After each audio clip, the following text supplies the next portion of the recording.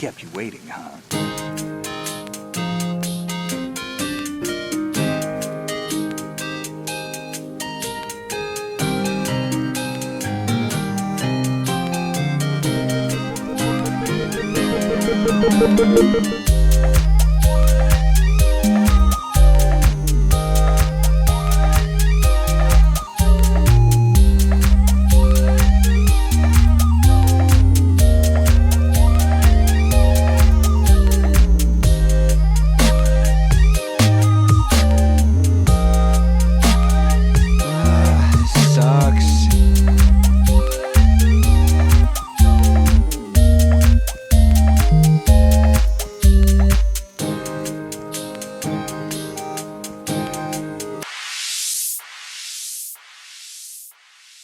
Hello, good morning, afternoon, or indeed good bloody well evening. Welcome to episode 125 of the world famous CrossCast. We can say that because I think this goes out to different countries on Spotify and all the other podcast providers that we're on. If you didn't know, we're part of the Cross Players. That is a group of gaming friends that talk about everything from PlayStation, Xbox, sometimes, occasionally. We talk about Nintendo. We talk about absolutely bloody everything. We love the consoles. We love the universe of news surrounding it all. Most importantly, we love each other.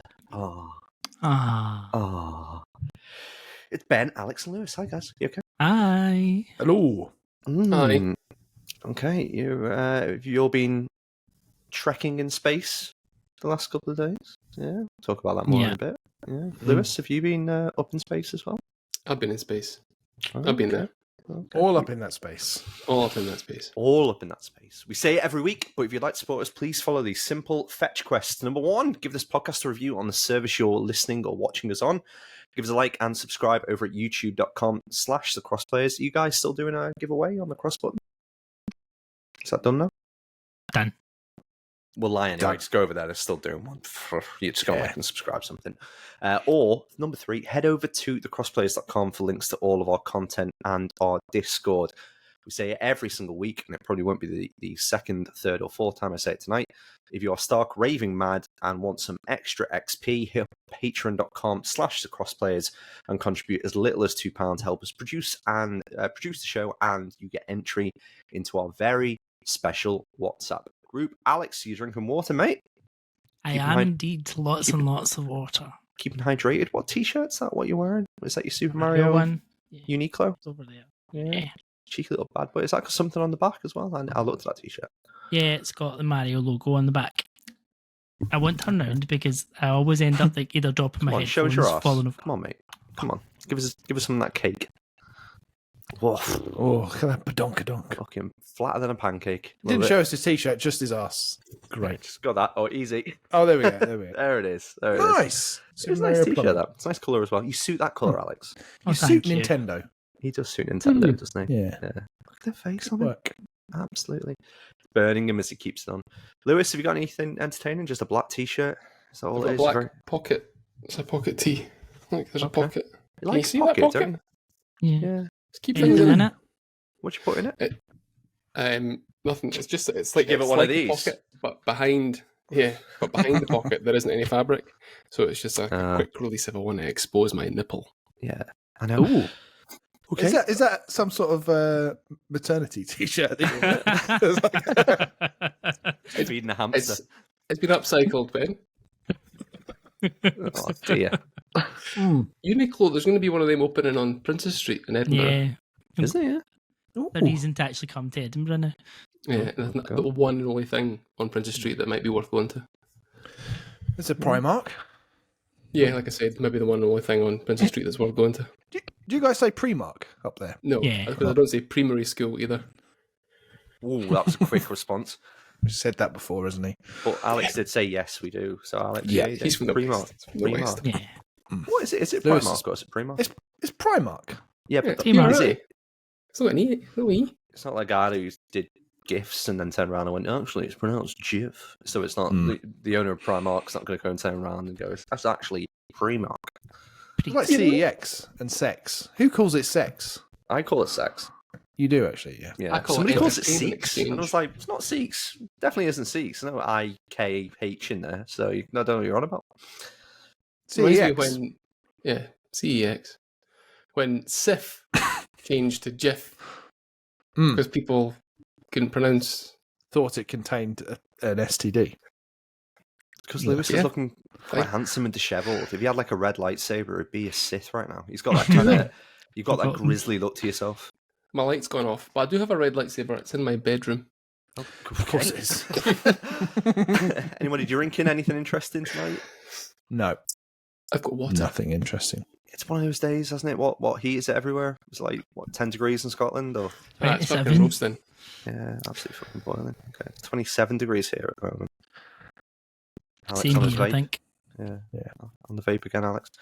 Ben, anything interesting? Water as well? I've actually got 7-Up Zero. It was the only thing we had in the fridge that could quench the thirst, so it's all right. Okay. I do not know the last time I had 7-Up. Same. It's weird, isn't it? Gassy 7-Up. I was fine. It's gassy. The first mouthful was a bit frothy. I've got diluting juice and I've got a Coke Zero as well. I'm doubling up, so I've got my. I know. I need the two. I'm driving. Okay. Tough crowd.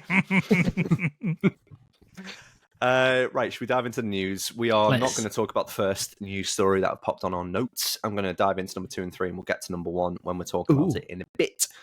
Nintendo are switching it up. Oh, allegedly. Well, not allegedly. It seems to be factually now. They demoed the Switch 2 to developers at Gamescom. On Eurogamer.net, Tom Phillips, the editor-in-chief, writes, in Cologne last month, Nintendo's public Gamescom show floor booth let you play Pikmin 4 and Super Mario Kart 8 Deluxe, but behind the scenes, the company had more up its sleeve. Developer presentations for Switch 2 took place behind closed doors, Eurogamer understands, with partners shown tech demos of how well the system is designed to run. One Switch 2 demo is a souped-up version of Breath of the Wild, designed to hit the Switch 2's beefier target specs. And then in brackets said, to be clear though, this is just a tech demo. There's no suggestion the game will be re-released. I've also seen anecdotally some stuff about the Matrix tech demo that was done as part of the PS5. Yeah. The Unreal 5 tech demo for the Matrix being shown. I mean, we kind of expected news about it this year. I'm pretty pleased we're starting to hear things now because that gives me more encouragement that next year is the year of the next version of the Switch and probably a Switch Island reboot. A Switch Island reboot. Are we excited by this? Alex, you look enthralled. Oh, always. I mean, I'll take it all with a pinch of salt. I think what makes me think it's potentially a wee bit further away than people maybe want is the fact the rumour was today like the not necessarily final specs and they're still working on a prototype type thing. You're like, if it's going to be next year, surely that needs to be nailed down by now. You would have thought. But what's it going to take for, probably position us to Alex first and the rest of you, for the Switch 2 to become your main handheld of choice? Genuinely don't know now. Like, I'm at that stage. I don't think I have a device of choice anymore. Like, if you go OLED screen, I think that's a given, isn't it? I think most of us would say if they go backwards on the screen, that wouldn't make too much sense. I don't think it will have an OLED. I think it'd be too expensive. I don't know, like if they've managed to get the Switch OLED out, and that's the same cost as the original handset, a couple of years later, potentially. Bigger, more memory. It needs to have an SSD. SSD. Well, yeah, I guess it would. Quiet fans. So anything about the Steam Deck, it nearly takes off when I'm playing Baldur's Gate 3. What about you guys? What would you want from the next handheld? What's going to make it, I don't know, a day one for you? Or is it a day one regardless? It's more like, what could they do to put me off getting it? And I can't think of anything. No. You know, Lewis, what's your take on that? Yeah, I think I'm probably in the same boat. Like, I'm more likely to get it day one. For me, I don't even need to bump it power-wise by that much. Maybe just so we can get some of the more recent games, like Baldur's Gate 3. I was thinking, like, would that come with the Switch? I'd rather play it on a handheld than on the PS5, which is more likely at the moment, and I'm not going to buy a Steam Deck. But I don't know, Nintendo, like, it might be something totally different. Switch 2 is what's getting called, but it might be a console sat beneath the television. Could well might be. be Put a it hybrid. past them. Yeah, could well It be. might be a chip that gets inserted into your head. They might have turned around and gone, yeah, like we're happy with what the Switch is, and the next console is a home console again. We want to move back to something that is a bit beefier and keeping up with the PS5 and the Xbox. So maybe. But if they're saying if any of this is true, and what they're saying about that Matrix demo running as well as it does on PS5 and a Series X, I can't imagine that. I find that very difficult to imagine Nintendo would invest. Like they always, like the Switch was old when it was first released, wasn't it? Like it had that old Tegra chip from Nvidia that was like 2 or 3 years old already. So it's just difficult to imagine them. Like the last time they got into like the power wars with the GameCube, it didn't end well. So it's almost like whatever they do, I don't think putting more of a beefy processor and having fancy graphics is going to be their approach. No. Obviously, a slight uptick on the Switch, great, but I don't know. It's hard to imagine them going, yeah, look at this 4K, 120 frames. Like that's not what they're about, is it? No. But they've got a new person at the helm, haven't they? The new president, and he seems a lot more mobile and tech focused. So maybe it's going to be departed from what they've done with the old, and the strategy is going to slightly change. But I agree with you. I'd still like to see them do something batshit crazy, and there's very little they could actually do to make me not want that console. I would prefer it to be a handheld, but again, if it's a home console, again, that static stuck to the telly, I'm still not going to bat an eyelid and still going to pre-order it for day one. I would like them to beef it up, but again, like you guys, don't really need to beef up too much. I think as long as there's solid IP planned in for year one of that, and even if there's a remaster of something like, I don't know, the obvious one is Zelda Wind Waker. Okay. I was going to say something like Ocarina or Wind Waker. If there's like a day one, this is what we've been working on behind the scenes, and there's new Mario Odyssey or something like that, then it's just an automatic purchase for people. I don't think you really care about the specs. No. Because anything's going to make... Like the Mario Odyssey still looks stunning now. And that's, 5 years old? 6 years old? Yeah. So, yeah, something like that. It's not an issue at all. It's exciting, though. It's to your point, Alex, the first point you made, I do think it's going to take a while, though. If they're only just showing it to developers behind the scenes, presumably none of them are actually working on anything other than Nintendo themselves with first-party content. So yeah, but then again, they don't actually don't always launch, do they, with their other games day one? So yeah, never know. We're looking at least 2025 for it, regardless. I think. Do you reckon? Okay. Yeah. Okay. Or Christmas next year. That's a point, actually. Alex, can you start preparing a Fantasy Critic update? What we're going to talk about, though, are things that are not planned for 2025. Yeah, onwards, please. Yeah, I said play, and I was pleased, you fuckers.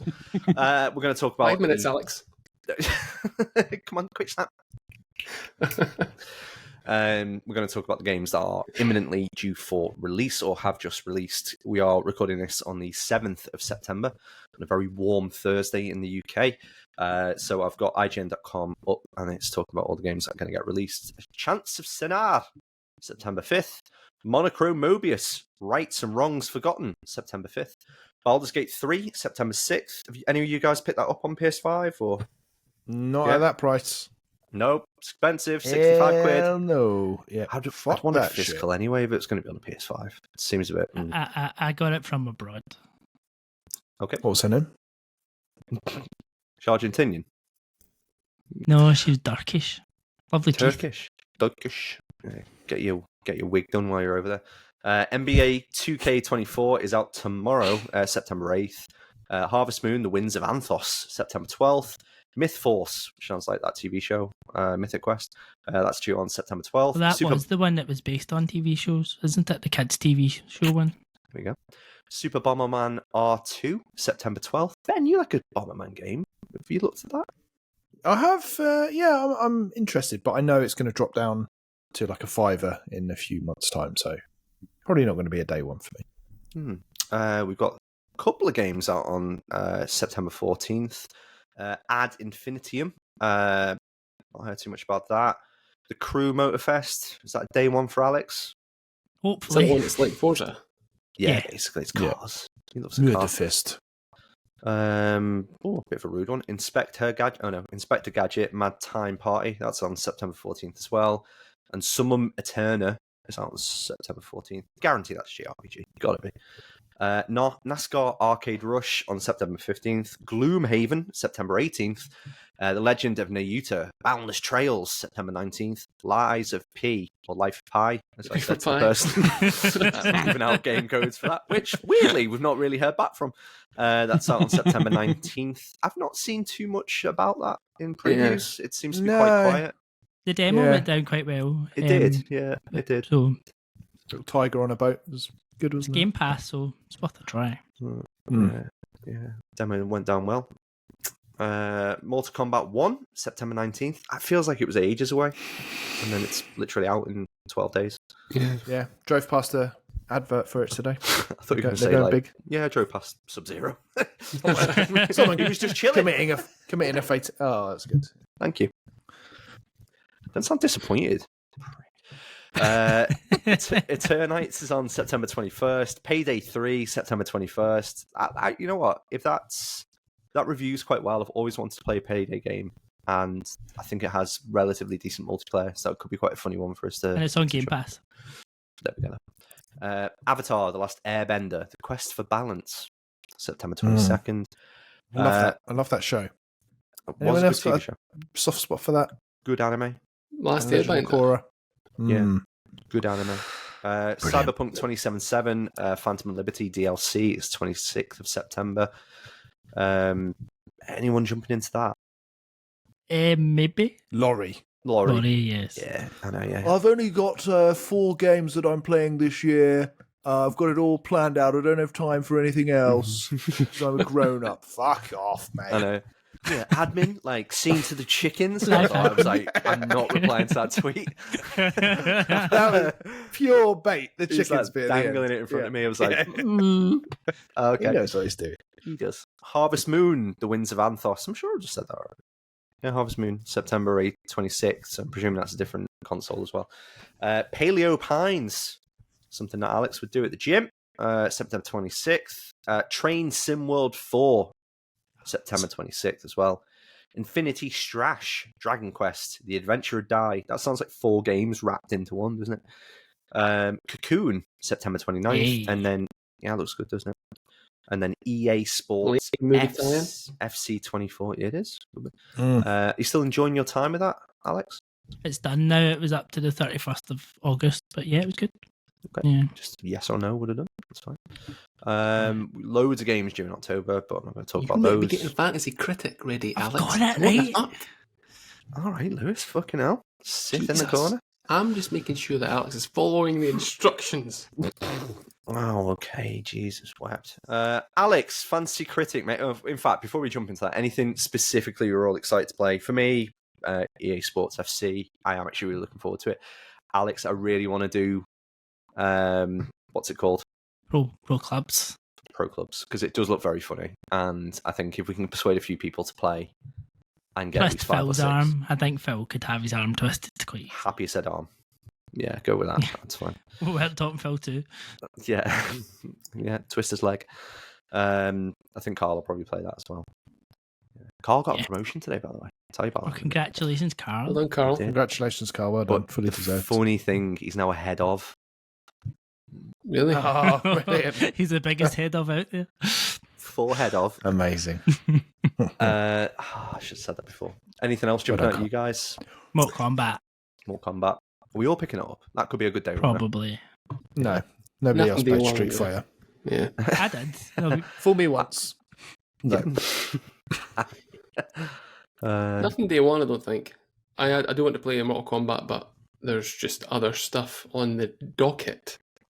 Oh, docket. Lies of P, Lewis. That seems like a bit of you. Yeah, it does actually. Yep, like I said. No, I'm gonna, play other things, and then I might get round to Lies of P. I genuinely want to call it Life of Pi now, and that's what what it was called. Yeah, nothing. I didn't even bother with the demo, to be honest. Same. Looks good though. Yeah. Baldur's Gate 3 seems to be reviewing very, very well on PS5 as well. So, kudos to Larian because to release, I think, on two different platforms with that much aplomb seems to be great, and it bodes well for the Xbox version as well. Yeah, which is great.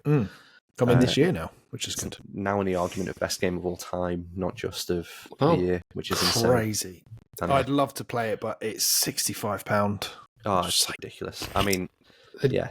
The deluxe version is 65, man. You could go for the non-deluxe version, which is 60. Bargain. Oh, I'm all in then. I wonder if they'd always planned it to be 65, or whether or not just the success on the PC has then led them to do that. Because in hindsight, that's a really good marketing move. So if you do hold off on platform releases and stagger them, and you can get a pretty penny for certain things. Yeah, I think it was. If you're that confident that it's good, yeah. What I like is that just literally when you were going through that list, I was like, we've not really had a long game name in a while.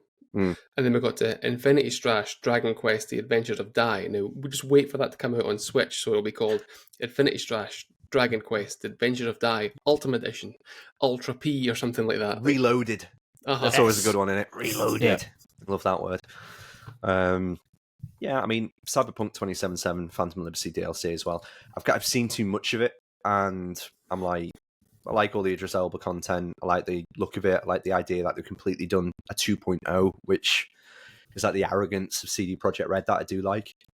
Feels like they're back to the best in terms of what they were doing with like The Witcher and the content there and some of the free upgrades. So, yeah, I'm keen to jump into that. I probably won't play it on the Steam Deck. I probably will persevere with that on console. At least the 2.0 is coming to the base game. That's not just that's free, Phantom Liberty. Yeah. I'm going to restart that when that comes out. Yeah, I think we probably all should. And then wind Laurie up and say it's shit. In fact, Ben, I'll let you do that. He doesn't watch this podcast anyway, so everyone that's watching this and listening to this, please at Laurie, what's this? Is it the Eggman64 on Twitter /X? It is. And just tell him how much you're not liking Cyberpunk, and then just watch him unfold online, and then start talking about his house admin, like doing the laundry, tending to the chickens, paying the gardeners. Yes, all of those wonderful things. He does listen to this though. No, he doesn't. Laurie at Cross Players, if you listen to this right now. Okay, so we're going to jump into pick up and play.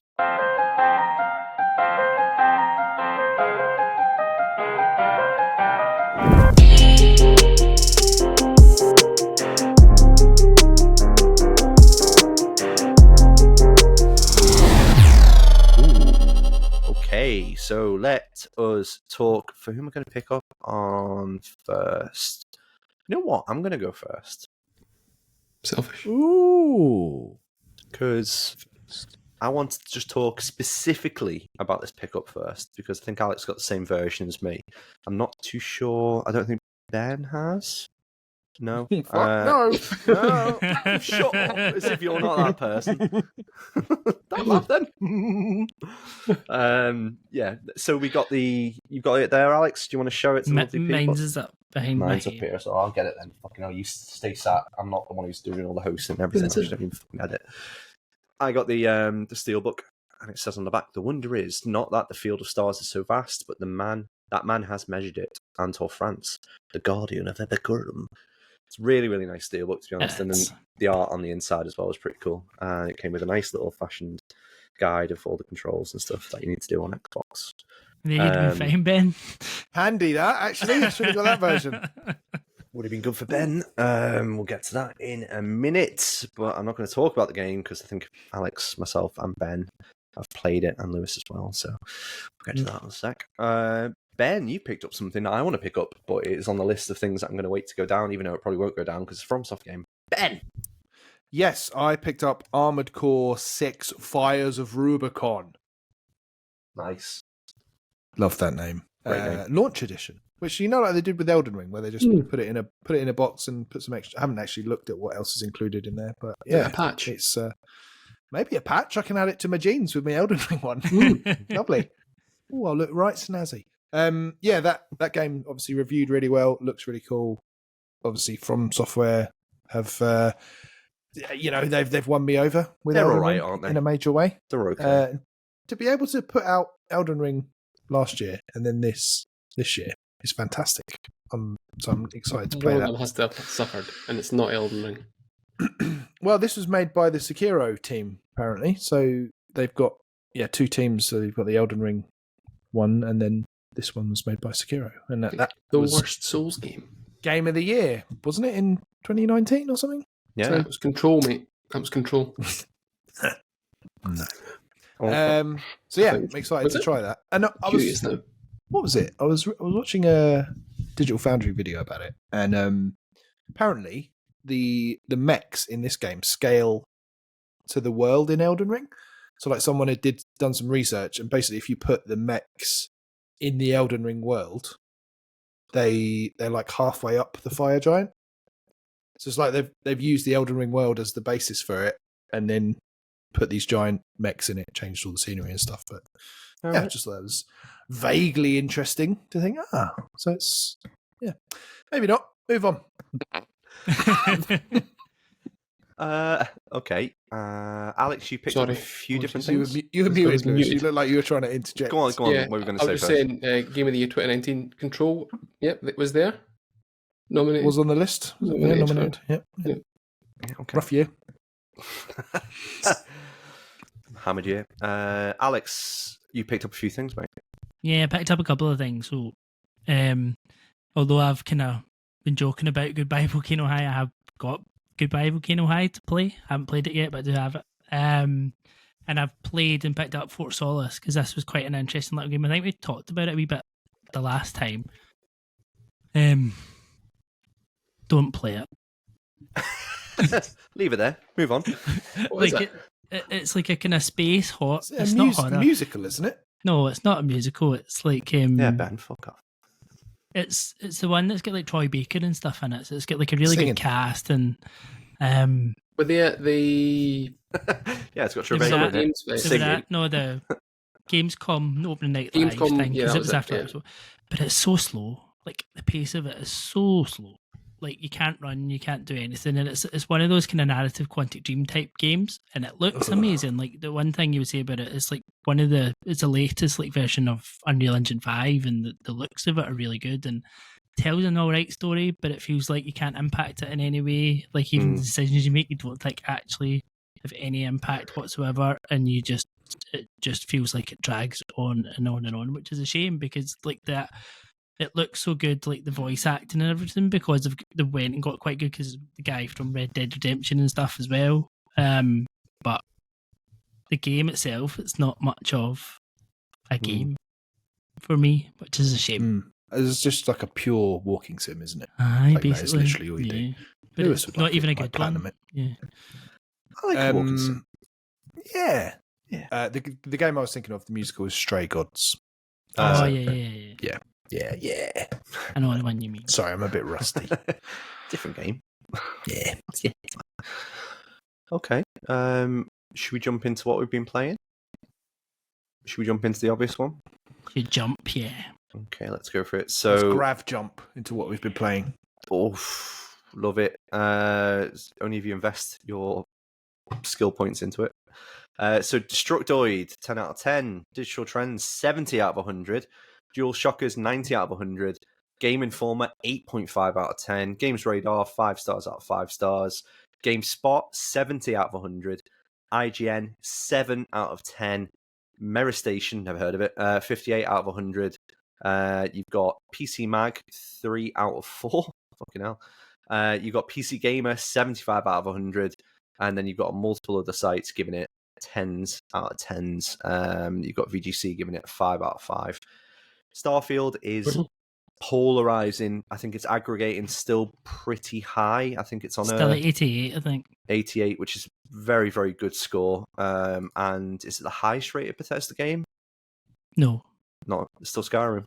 Or will I be? think so. Yeah, I'm not sure whether or not Fallout 3 is ahead of it as well, but still one of the highest rated anyway, I think it's fair to say. But it seems like they have delivered a game that people are happy with. I think that seems to be the consensus, and I think the majority of it seems like they've got a bit of a free pass on some of the performance issues that it's seeing. You've got Todd Howard just blatantly lying to people, going, this has been optimized for PC, even in people rocking a 4090, I think, are struggling to get solid performance out of it.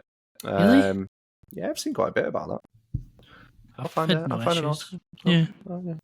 Have I? Here he is bragging away. I've got a 4090. I've got no issues. I don't have a 4090, but I've had no issues. I've had issues on my PC, and I think the quality of the graphics scales quite cleverly, but then it's really jarring. It looks like Fallout 3, when it starts basically downgrading. Some of the character models are a little bit flat. I think I'm moving into my gripes more so than being positive about this game, because I do feel positive about it, more so than I feel negative.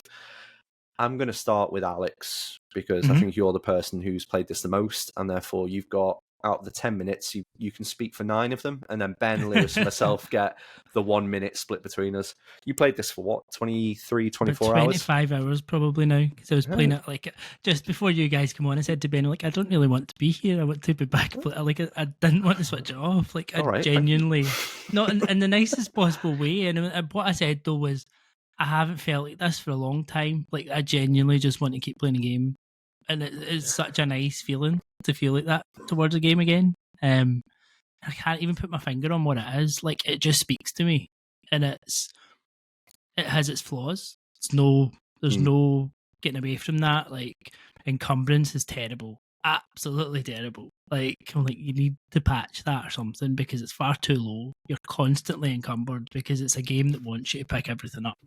Yeah, but that first area, when you're just and you go into scan mode and everything's in that light color, where it's oh my god, you can literally, but the value of everything seems really high in proportion to what credits you get for it. And I ended up picking up 50 of the microscopes or something, because we're 300 credits a pop. I'm going to be minted. Obviously, it's trying to do that, and then you get to a vendor. You want a microscope? I was like, and then the guy was like, "Not really. I'll give you 20 credits for it." I was like, "Fuck." But there's loads of stuff in that first area where it's a bit okay, I need to be a bit more selective of what I'm picking up, otherwise I'm just going to be burning through CO2. But it's definitely that game that it lets you play the game that you want to play. You can play this game whatever way you want to do it. You can play it differently every time you pick it up, which I've found I've done quite a bit. So whether it's at lunchtime, I picked it up today, and I don't really want to go and do any missions. I don't want to do that. And what ended up where I hadn't really done any of it at all was I just sat there and I went on my ship and started fighting all the other ships. Then this is great. And it's so well done. I don't think anything that it does is top of its class, but it does so much very well that it all kind of comes together. And I can understand why it's polarizing. It's to your point. You look at some of the character models, and Bethesda have never done great character models. It's one of the things I've just never been that good at. But some of them are much, much better. You've really made. But then they've filled the world with ones that aren't as good.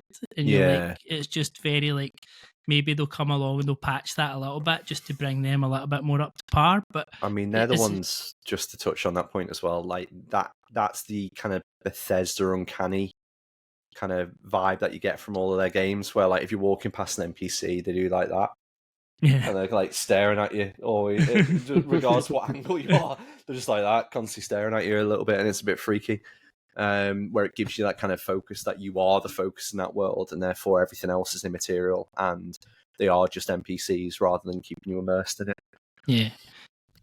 And I was listening to another podcast just on that point, and they were saying it's almost like you're in the Truman Show. Yeah, it is. Yeah, that's a really good point. Everyone else.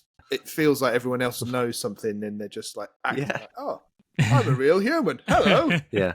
It's very odd. Very odd.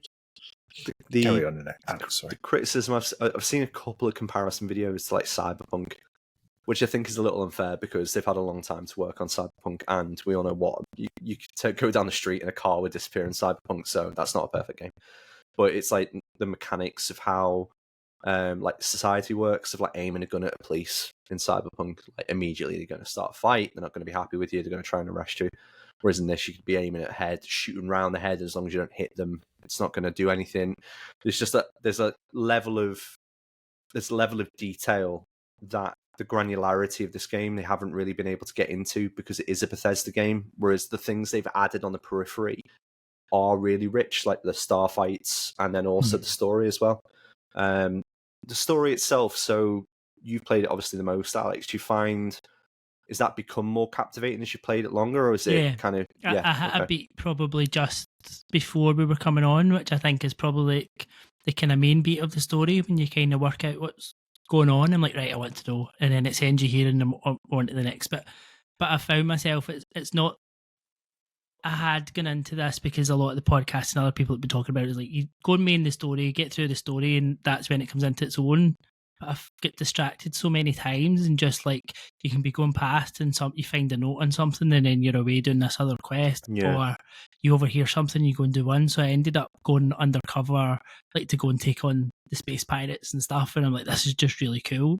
And I'd never really felt myself in a game properly role playing it as such. I've never really done that, but in this I'm like thinking about, how do I want to play this? What do I want to do here? Do I want to go? Do I want to backstab them? Do I want to go under here? Do I want to steal everything I'm getting here for myself? Like, I properly was getting into it. It was really engrossing me.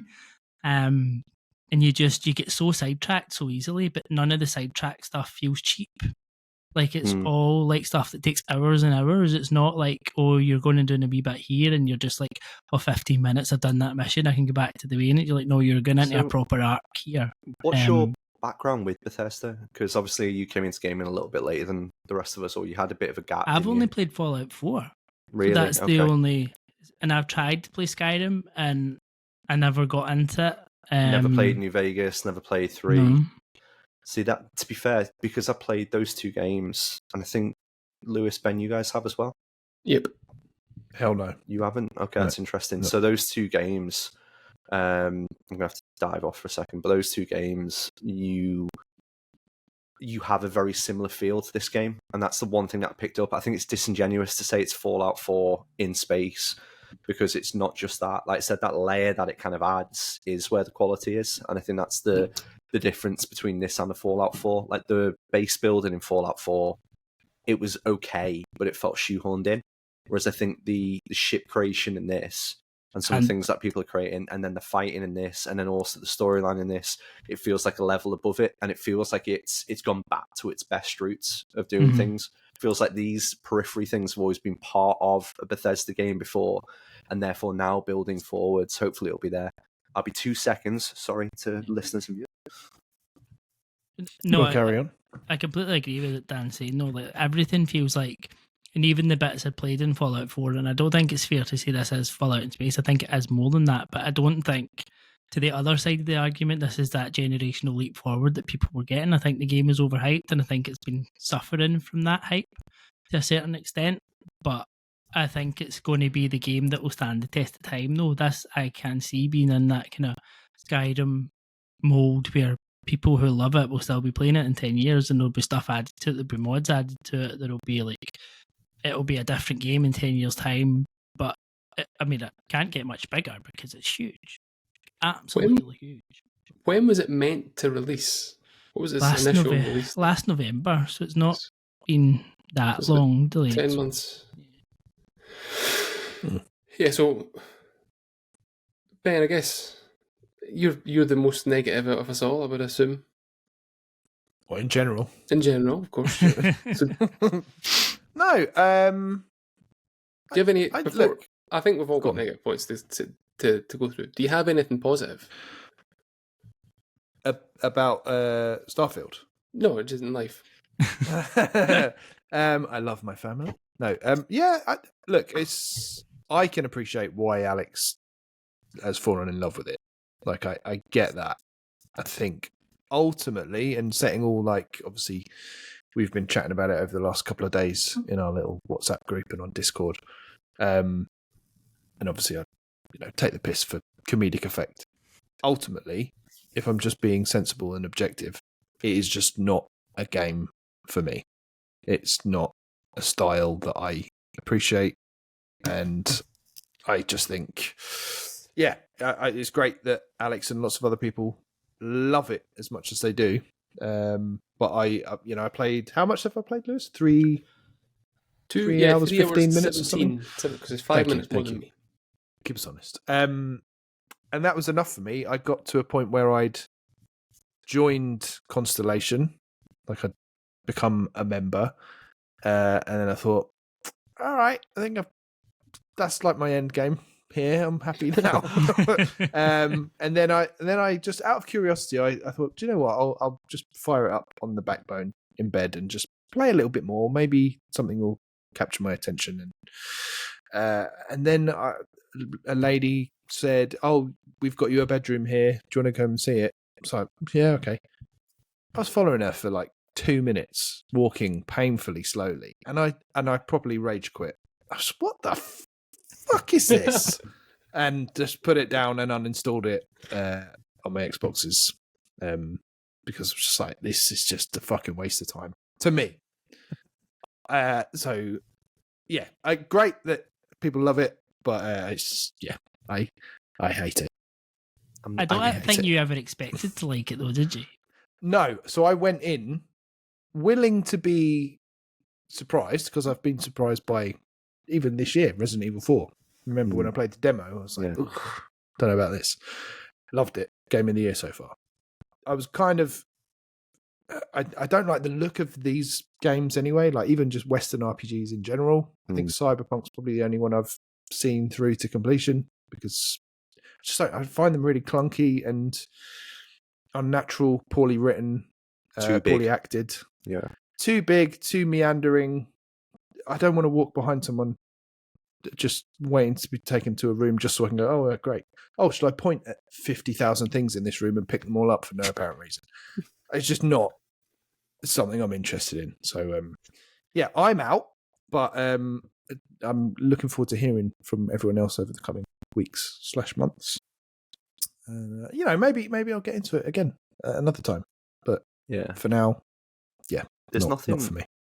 One thing I would say, my main criticism of it is there's a bit of a recency bias, because we haven't had a Fallout game in a while, and we haven't had a good Fallout game since 3, in terms of the actual story and things that happen. But some of the quirks of Bethesda games are frustrating, and some of the quirks are very charming. And one of the ones, like, it's really common, most of the games, you'll engage in a conversation with someone in the midst of a fight, or in the midst of like a monster roaming around, and then there's always a tweet or always some sort of social media post or some sort of video of the monster attacking either you or the NPC that you're having a conversation with, and it's like it'll get like 50,000 likes, a load of people retweeting it, going, "Oh, it's great," blah blah blah.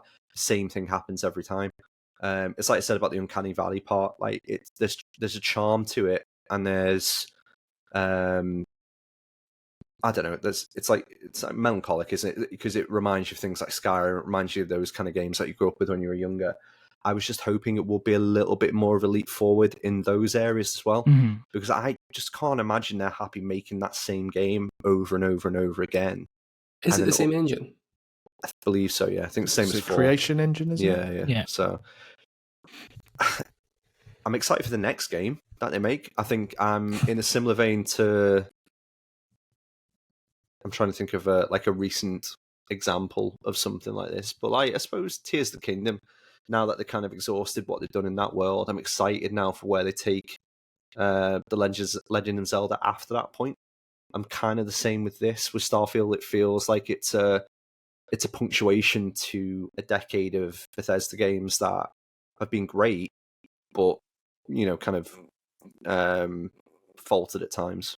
So the next game that they make might be free of the burdens of the engine that they've been working on, and also hopefully might get rid of some of the tropes that I personally find a little bit dull. That being said, I would still point to the fact that I'm enjoying this a lot more than I did with 4, and I'm willing to persist with this game at the moment, which, you guys know me better than anyone, but in terms of the games that I play, I drop off them as quick as Ben did before. If I get frustrated, I'm just like, right, fuck it, 45 minutes. The fact I'm at 3 hours already in a busy week probably is, a good example. I was gutted. I got home late last night because my train was delayed, so I was too tired to play it. So again, I was thinking about the game and what I want to do. Lewis, I don't know if you spoke about it while I had to go and make the baby a bottle, but what were your... No, we got Captain Negative's opinions. Yeah. How did you know my name? So I played it for just over 3 hours, 5 minutes less than Ben. And I started very high on this. I was like, this is, like, I think I said in Discord, I was like, absolutely loving it. This is great. Just love that Bethesda loop, that core gameplay that they always can have. It is buggy. I've had a few instances of enemies just sort of stuck, having a fit midair, legs like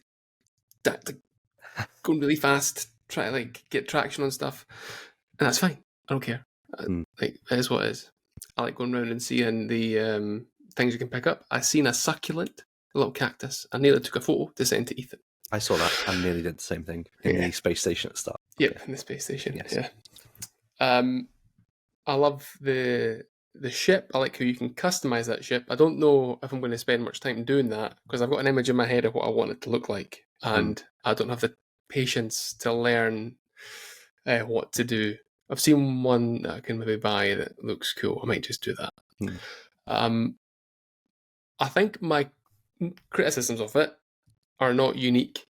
I think they're basically what everyone said. The space exploration is frustrating. It's a whole load of nothing, if you ask me. It does take you hours. I watched a couple of videos. You can travel by boosting towards a planet. You can get there. I think you just sort of phase through it. So you need to go via the menu to land, which is clunky. It would be better if you could aim your ship at the sort of space base. Well, that map is totally pointless. Yeah. I was stuck on it for the first time I had to engage with it and figure out the planet, and then landing on a specific part. Yeah. I was like, I kept on going out and in. I was like backing out of it, Same. thinking, what the fuck am I doing? And the inventory as well. Just anything to do with the menus in that game are stupid. I even hate the first menu where you hit the character in the middle and then you've got to point it in one of the four directions. So I'm just like, every time I have to make attention to it, whereas in other games, it's just quick. You're just in there and you're doing stuff. And, so like the fact that you can't just, if you're flying in space and your cursor or whatever, your crosshairs is over the base, why can't you just go A dock or A like land? you can with the ships?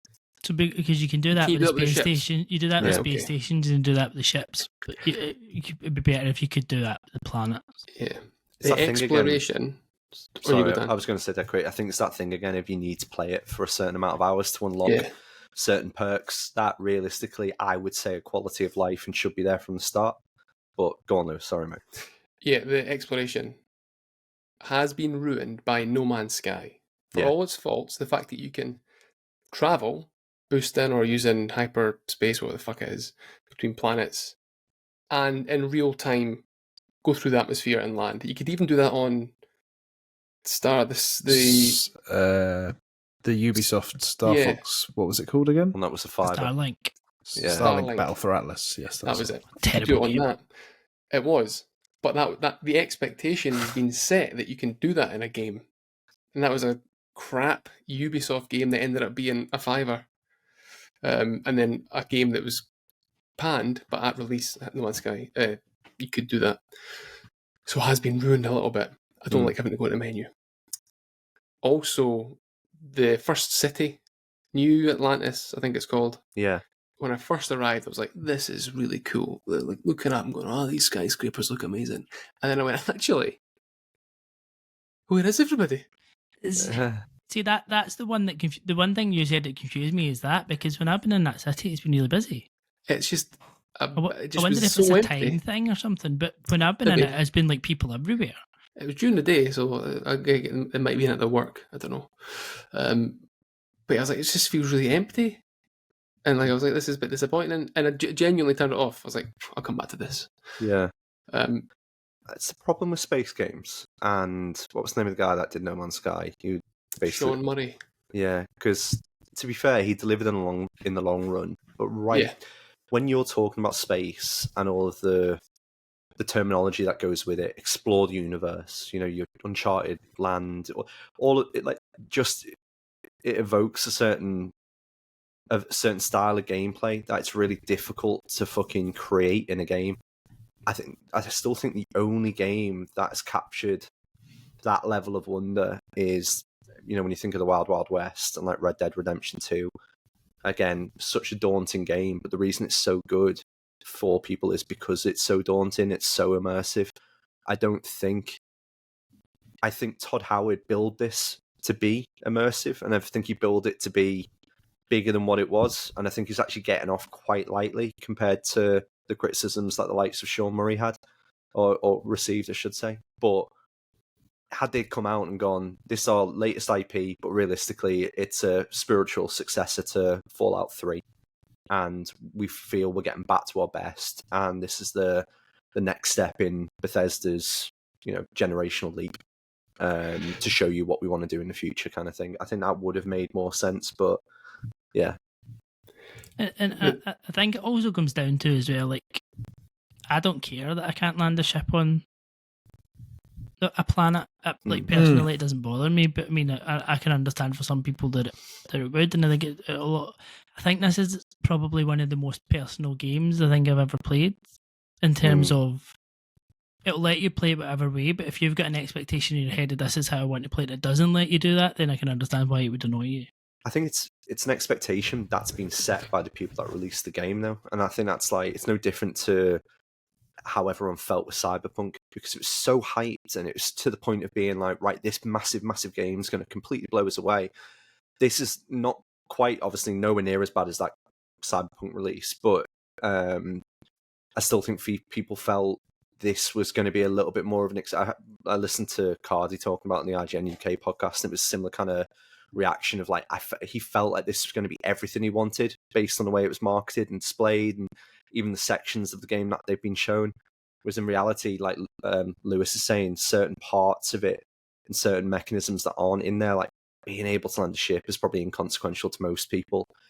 But if your view of this game and the vastness of space and all of the different combination of things you should be able to do there has you landing the ship, I think you're naturally going to feel a little bit disappointed, because it's space, man. It's very, very hard to not come up with something imaginative of the things that you could do there, or something, to be brutally honest, that isn't going to be based on No Man's Sky, because quite a lot of the footage they showed in some of those early videos was essentially carbon copies of No Man's Sky's early demos. So yeah, that's negative stuff. But again, I am enamored with this game. I'm really enjoying it. I'm enjoying this because it is Fallout 3 to me. It is that type of game where I got completely lost in that world. I love the humor of the Bethesda games. I love the way that it is uncanny. I love its mistakes and its flaws. I love the potato video and the mechanics of that I saw online, where it's just a vault full of potatoes on the fucking ship. I love the fact that the enemies can somehow get onto the ship, even if you're fucking about with them outside of it.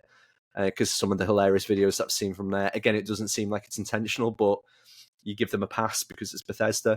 I'm also intrigued by the fact that people say it's better to play this game to completion quickly and then start exploring and then start doing other stuff after you do the new game plus.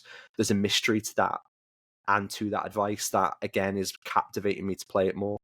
So I get you, Alex. I love the fact that you feel I love when people get a little bit protective of games because they're enjoying it that much, and I wouldn't want to piss on your bonfire, but I'm not even being protective. I genuinely, anyone's whoa. Sounds like someone's being down. No. What I was going to say is, like, I don't think there's anyone's criticism that I haven't agreed with. Like, I genuinely think everyone's criticisms, and on the most part, have been valid. But it's just they've not, personally for me, it's not been things that have bothered me as such. But I can understand why it would bother other people. Yeah. I think that's lovely, though. Like, not to be patronising, but like to find a game that's, what is it, like a 7 that you love like a 10 is a really special thing. That's Laurie with Cyberpunk as well, isn't it? It's like we all took the piss out of him, but if something really hits in the right way, it's like fucking me with Spyro games. I can't be critical, There's always something that we're gonna, and it's not even like a guilty pleasure. If something really, really means something to you, regardless of the moment you're playing it in, or because that game just has some sort of, what was the one that I like? Far Cry 5. that is a 7 out of 10, a solid 7 out of 10. But to me, that was 9 out of 10. And I thoroughly enjoyed it. Everything, the way it was, the music in the game, to the storyline, to the mechanics of it, every part of it just completely resonated with me. So I totally get, why this is, again, a 10 out of 10 to some people, and then to others it might be a 7. I just like the fact that it is a 7 to some, because it does show that they had high expectations of it. And I think the hype behind this game, I think it'll carry through to whatever Bethesda do next. I really, really hope it isn't the Starfield. Same way I really, really hope the next FromSoft game isn't a Armored Core game again, and that it's an Elden Ring. I know we've got the DLC coming up, but you get my point. Yeah, and I think. Sorry, go on, Alex. I was just going to say, and I think to your point about the games being a 7, I think even when you look at those reviews as a 7, they are like, once you get to a certain stage, this is an excellent game. And most of the criticisms of those 7s are still, this delivers when you get to a stage, but it takes too long to get to that stage, and quite a bulk of those reviews that have sat at a 7. And that's fairly damning when we are surrounded by 9 and 10 out of 10. Unquestionable. I think that's maybe part of the problem for me is I could be playing Armored Core. I could maybe treat myself to Baldur's Gate.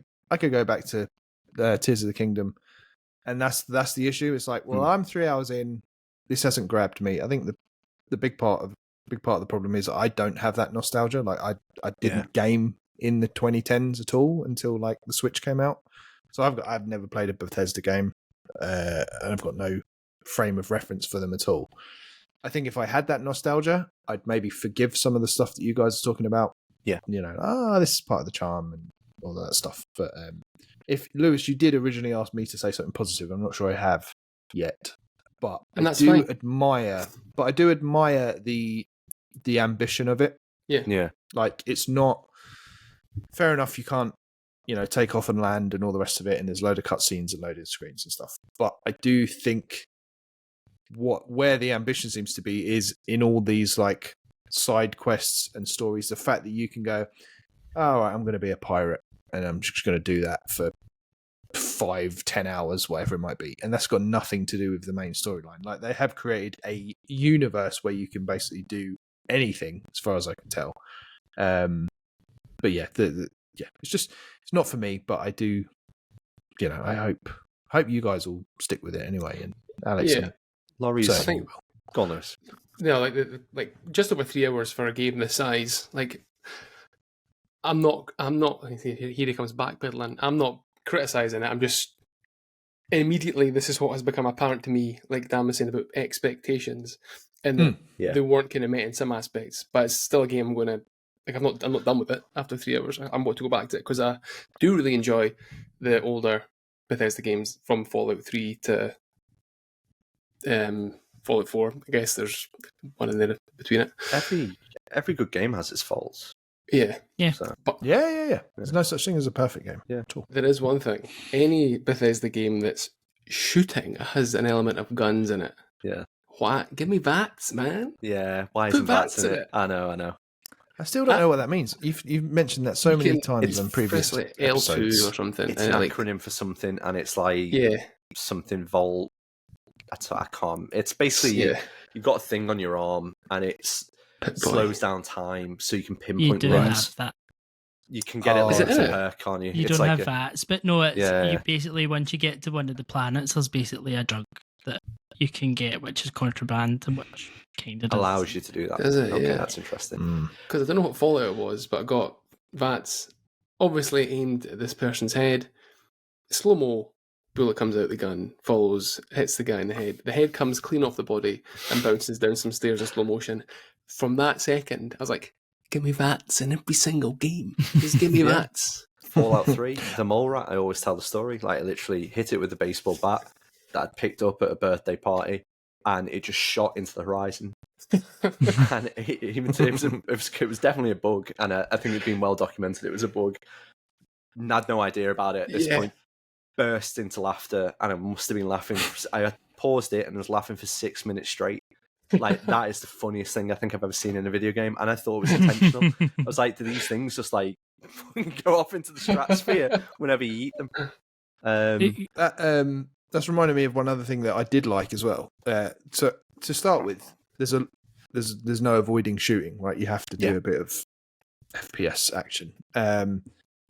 But when you get to like I assume it's like a mini boss at the end of the first little quest, the fact that I was able to negotiate and persuade and not fight, I did think that was pretty cool. And it made me, that's what makes me think, oh, maybe I should go back and start with a different character that's just like, and just focus purely on persuasion and trickery and everything else. Well, I went down passive that is true. No, it's not though. Exactly. I went down the what was it? Space Scoundrel. That's Yeah. So basically, I wanted to be Han Solo because I was just like, that sounds hilarious. And to be fair, my character builder looks like me. It's even just chubby enough to be me, which I was really happy with. Got the same quiff and everything, and I was like, I bet he's a right cunt. He is not a right cunt. He's perfectly nice, and he's just misunderstood. He's role playing as a cunt. Yeah, maybe. But being nice now and again, and people come back into my life and back out again. It's fine. So yeah, and I put loads of points into persuasion for that reason because I was like, I love when you can just talk people out of a fight because it just feels really funny to me. Like if everyone's really heightened and there's like 15 against 1 and they're like, right boys, we're intimidated, come on, let's go home. It's like, really, that would happen? But it's the charm of a Bethesda game. So look, it's amazing. We've got a new Bethesda game. It's enjoyable. People are ripping it apart in good ways, like finding out things about this game that they really enjoy. And I think we're going to be seeing a lot about this to come. Can I mention one more little thing that I didn't mention, and I know I wasn't mentioning, I just want to mention it because it's fucking excellent. You go. The lockpicking game is the lockpicking game is amazing. Yes, that is cool. Yeah, I was confused by it. I was like, what's going on here? Well, I was, and then I got it, and I was like, oh, that's fun. That's addictive. Yeah. Yeah. I thought, oh, Spider-Man. Yeah. Yeah. It's like the boring bits of Spider-Man. Or it's basically just a shit version of BioShock. But yeah. Well, I didn't mind it actually. That I know a lot of people are going, oh, how do you do that? They don't explain it. It's like I liked it. Yeah. I quite enjoyed that. Yeah, I liked it not being explained as well. What I was going to say very quickly, so Laurie being the guru that he is, he did say, is this a bit for Cyberpunk that I've got to wait a little bit of a while to play? Because he's jumped into it now, but I said no at the time. But in reality, probably is right. Or Laurie, the Oracle. I think if you give this maybe 6 months... Loracle. Ooh, nice, okay. Lorraine Kelly. No, that doesn't work. I think if you give it 6 months, you will come back to a more polished game with some quality of life improvements that might make your experience a little bit better. I do think the Bethesda team are going to listen to a lot of the criticisms on here because it does seem to be like just sort the inventory out, do that, make some of the other parts a little bit more accessible, and give us a better map. Explain what the buttons do. Little things like that. Yeah, common sense. Put better of an intro. That's cool. Yeah. Vault-Tec assisted targeting system. There we go. VATS. It is cool. Should we play a little game? I've actually prepped the game. You're proud of me? Oh, well done. Okay. We're always proud of you, Dan. Oh, you know. I tried to give you some more. We're going to play Keyword Countdown, lads. That's what we are. Oh, a while. It's been a while. I don't think I've played this, have I? You haven't. I've got 6 games. You're all going to get one guess. If you haven't heard of Keyword Countdown, we've ripped it off from the old IGN UK podcast. They don't do it anymore. Not a sponsor. I've mentioned that twice. I am trying to court a couple of the guys from that podcast to come on in the next couple of weeks, but that's by the by. I've got 10 keywords, chaps. Okay. I've got them off IMDb. Some are crazy, some are sensible, but they're all about a specific game. So I've got 6 games. Lewis? I've got a question, and it's a question for everybody here. Explain the rules. What's the difference between Keyword Countdown and what's in your pocket? It's the same thing. But what's in your pocket? Well, what's in your pocket, if you'd actually remembered, was about... It's inventory stuff. Stuff, Lewis. Oh, okay, sorry. So I'm just curious. It just occurred to me. No, it's fine. It's okay. Don't worry. Just try and blow us out. Should have done it live. I'm sorry. Should have asked. Do your own quiz, Lewis. Fucking hell. You do the prep next time wearing a black t-shirt. Jesus. Get a fucking shave. Last quiz I did. Get your bloody nipple out. Yeah, was come on. Feed the hamster. Okay, so again, just to re-explain that because I was rudely interrupted. So we've got 6 games, and each one's got 10 keywords. If you guess it on the first keyword, you get 10 points. If you guess incorrectly, you're frozen out for that for that keyword. Okay, so you can't guess again until the next one comes on. The winner at the end is the one with the most points. Is that clear? Yes. Okay. First game. First keyword. Exploration. Starfield. Ben's got it in 10. Well done, mate. Felt easy, did it? Felt easy. Ben's got 10 points. Alex is on 0. Done, Ben. The rest of the keywords were planet, future, space station, single player, role playing, robots, laser, astronaut, and space. Don't worry, lads, it was meant to be easy. I was just curious as to who was listening and who wasn't. Next game. First keyword, autonomy. Baldur's Gate 3. Ben's frozen out. Autonomy. Final Fantasy, the last one. No. Lewis Was is that frozen. 16? Yeah, still frozen out. Portal 2. Frozen out. Next keyword, politicians. Red Faction 2. Oh, what a game. No. Alex is frozen out. Autonomy. Politicians. Disco Elysium. No. Lewis is frozen. Ben? It wasn't that. 5 seconds. That's what I was going to say. So no. Okay, next keyword. Police brutality. Detroit Become Human. Ben is frozen. Detroit Become Human? No, Ben's frozen. Oh. Resident Evil 4. Nope. Alex is frozen. out. I've got a game in my mind, but I can't think of what it's called. Doesn't help. That shitey one that Ben and Laurie played, where there's like a little fucking stupid robot that flaps about the place. Starfield. Like it's set in France. No. We got a code for it a couple of years ago. Don't know. No. Next one. Thief. Is that the same thing? What the fuck's this game called? You might be right.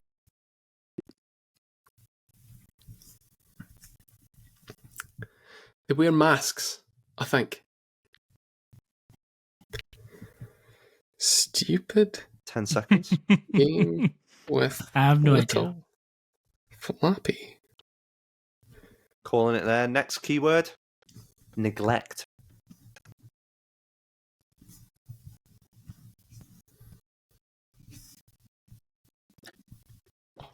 Civilization 6. Civilization 5. Skyrim. All right, Ethan. Lewis, 5 seconds. The Siege. No. Next keyword, multi-platform. Oh god, this is. See if it ends up being this fucking game. Autonomy, politicians, police brutality, thief, neglect, multi-platform.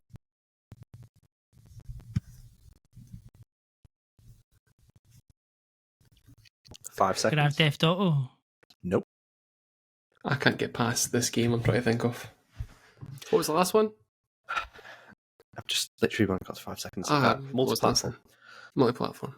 Next keyword, child abuse. Just Cause.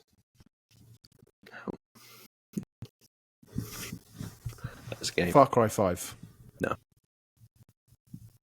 Alex, 5 seconds. No, I don't know. Next keyword, conformity.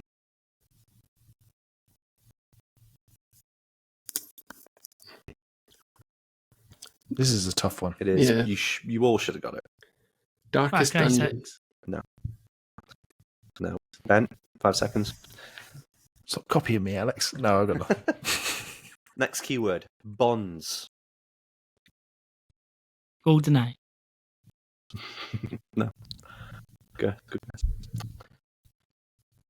Bonds. No. No. Last keyword, No. confidant. Persona 5. For Oh, fuck's damn sake. it. Autonomy, Damn it. politicians, police brutality, multi-platform, thief, neglect, bonds, child abuse, conformity, confidant. It's my shite. Crazy. What's the one that Ben you and Laurie That is played? fair keywords for that game as well. Yeah, to be fair. Yeah, no, it is. It's fair Yeah. keywords. Completely. Ben's on 11, Alex on 0, Lewis on 0 as well. We've still got 1, 2, 3, 4 more games to go. Next one. First keyword. First of series. Grand Theft Auto. Super Mario Brothers. No. Baldur's Gate. No. Next keyword. Multi-platform. Resident Evil. Elden Ring. No. 5 seconds. FIFA. No. Next keyword. Damage dodging. Damage dodging. Hades. Good guess. Good guess, Ben. So I've got that's for the Damage list. dodging. Assassin's Creed. No. No idea. Alex, 5 seconds. No. Single player. Tomb Raider. First of series, multi-platform, damage dodging, single player. Multi-platform makes this tricky. What does it?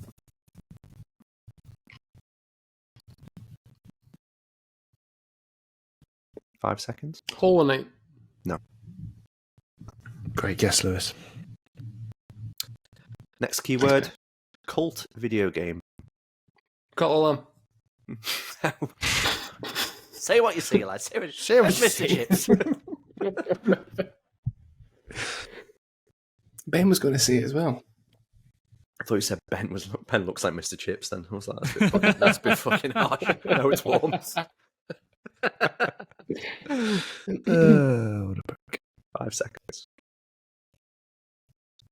What was the last one? Cult Sorry. video game. What's cult? Cult. Next keyword, forest. Forest. Ori and the Blind Forest. Say what you see, lads. Say what you... No.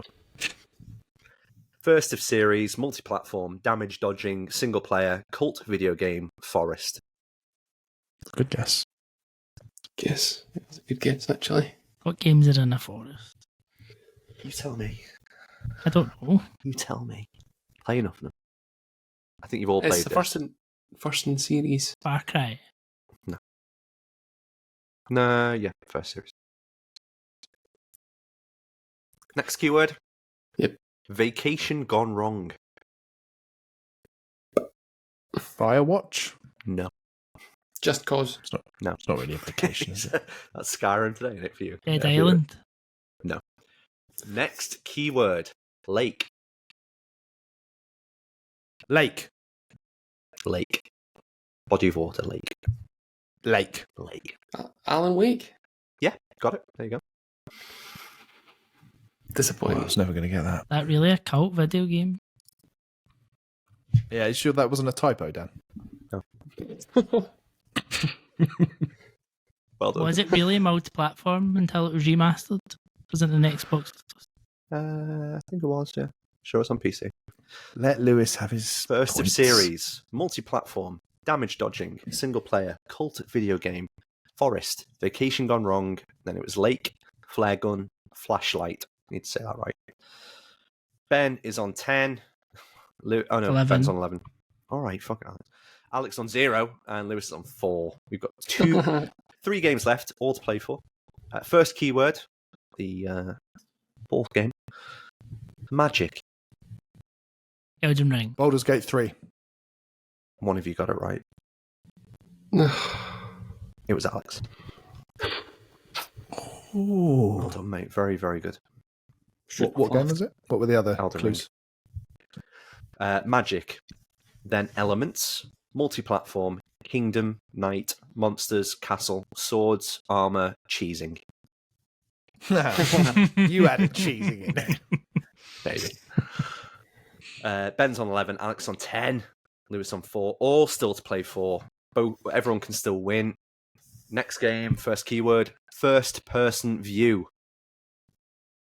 Fallout 3. Cyberpunk. No. No Man's Sky.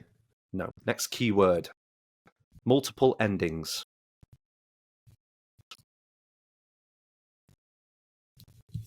Hmm. 5 seconds.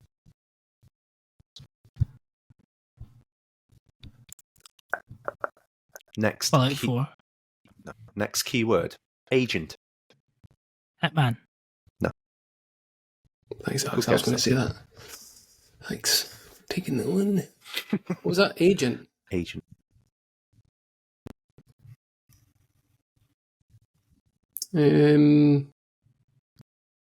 Watch Dogs. No. That was the one.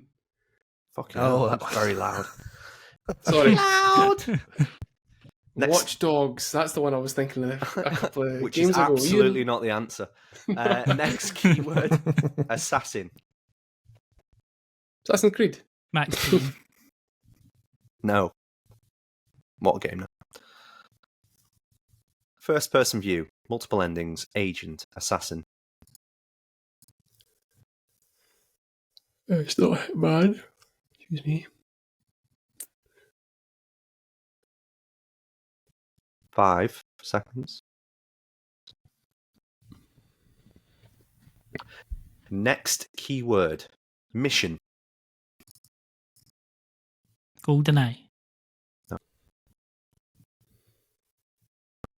Quantum Break. No.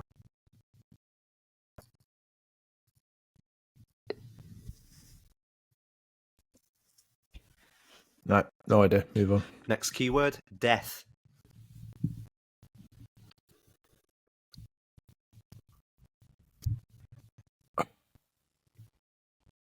No. Run through them again. First person view, multiple endings, Please. agent, assassin, mission, death. 5 seconds. Siphon Filler. What a game. No. People are screaming at you at the moment. Next keyword, time. Deathloop. Well done, Ben. Thank you. That's Ben on 15.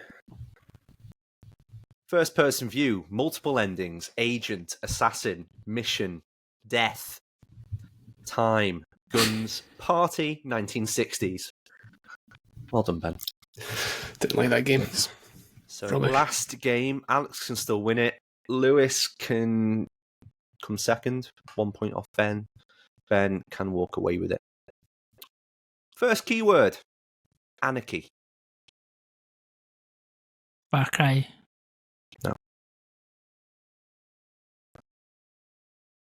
5 seconds. Far Cry 5. Arkham City.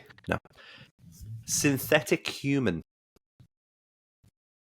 Near Automata. Cyberpunk. No.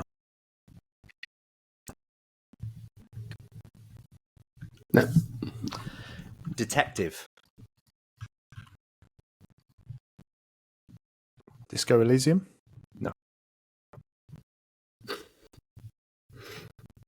Synthetic Human. Detective. Detective Pikachu. Anarchy. Synthetic human. Detective. Detective Pikachu. Next keyword, disfigurement.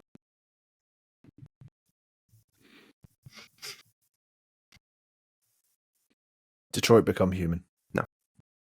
Good guess. No. Last of Us. No. That's a guess. Resident Evil 4. Next keyword, faction. Red Faction 2.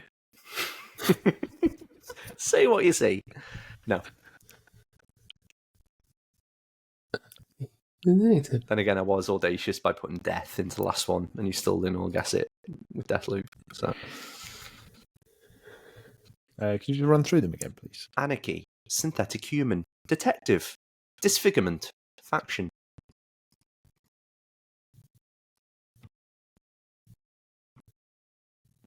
No idea. Do you know if we played this? Yes. Who's played it? You can't start asking for clues now. Why? Actually, at least 2 of you have played it. What two? Let's see. Next keyword, multiple choice. Multiple Is choice. this Quantum Break? No. Have I said that already? Yes. Until Dawn. No.